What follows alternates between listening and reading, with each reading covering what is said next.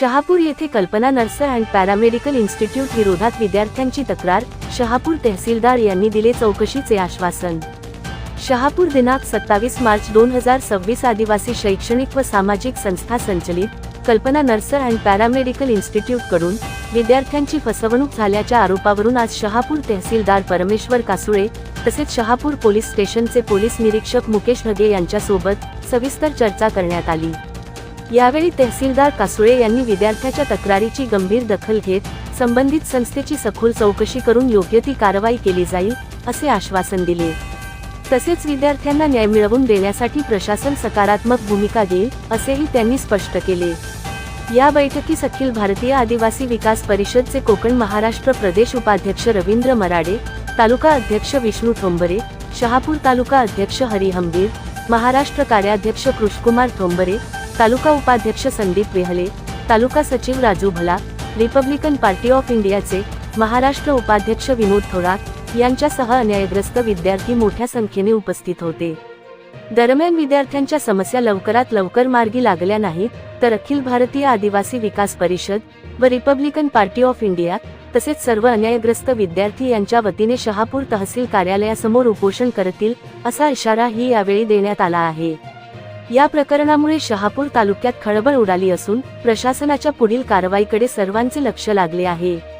Malshej news साठी किरण कारभार, शहापूर। संचलित कल्पना नर्स अँड पॅरामेडिकल इन्स्टिट्यूट यांच्या अंतर्गत जे JNM चे कोर्स शहापूरमध्ये घेतले जातात त्यामध्ये आदिवासी विद्यार्थ्यांकडून जी अमाप फी वसूल केलेली आहे त्यांची काय फसवणूक केलेली आहे त्यामुळे त्या कल्पना नर्स अँड पॅरामेडिकल इन्स्टिट्यूट यांच्यावरती फसवणुकीचा गुन्हा दाखल करावा, तसेच ॲट्रॉसिटी अंतर्गत त्यांच्यावर गुन्हा दाखल करावा। जर त्यांच्यावर कुठल्याही प्रकारे गुन्हा दाखल केला गेला नाही तर आम्ही अखिल भारतीय आदिवासी विकास परिषद तसेच RPI Republican party of India यांच्याकडून शहापूर पोलीस स्टेशन येथे उपोषणाला बसू असा आम्ही जाहीर इशारा देतोय। जय हिंद, जय आदिवासी, जय हिंद। 2023 मध्ये आम्ही कल्पना नर्सिंग खडवली येथे ॲडमिशन घेतलं होतं। ॲडमिशन दरम्यान आम्हाला देण्यात आलेली माहिती सगळी खोट्या पद्धतीने खोटी सांगितली आहे। आम्हाला ॲडमिशनच्या वेळी अशी कोणतीच आयडिया दिली नव्हती की तुमचं ॲडमिशन हे कर्नाटकामध्ये केलं जाईल। त्यांनी 2 वेळेस आम्हाला कर्नाटकामध्ये एक्झामला घेऊन गेले, तिथे काही आमची एक्झाम झाली नाही।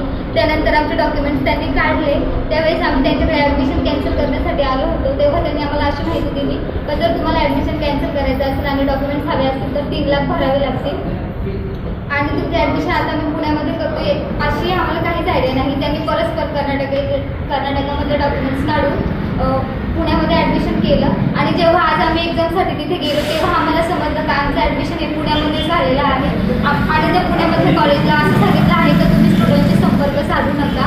अशा प्रकारे आम्हाला सगळी खोटी माहिती देण्यात आलेली आहे। फीस पण खूप जास्त घेतलेली आहे, कॅटेगरीमधले पोरे तरी पण फीस जास्त घेतलेली आहे आणि अजून पण फीस मागतायत आणि आम्हाला हॉल तिकीटला प्रॉब्लेम होते। जर आम्ही फर्स्ट इयरची फी कंप्लीट आहे तर आम्हाला हॉल तिकीटला का प्रॉब्लेम येतो?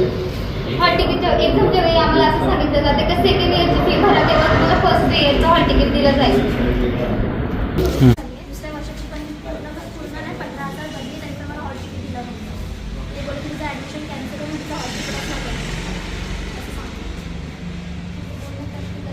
तिकीटच नको माझी कास्ट OBC मध्ये तरी पण माझं ओपनमध्ये ॲडमिशन केलं मला माहीत नव्हतं।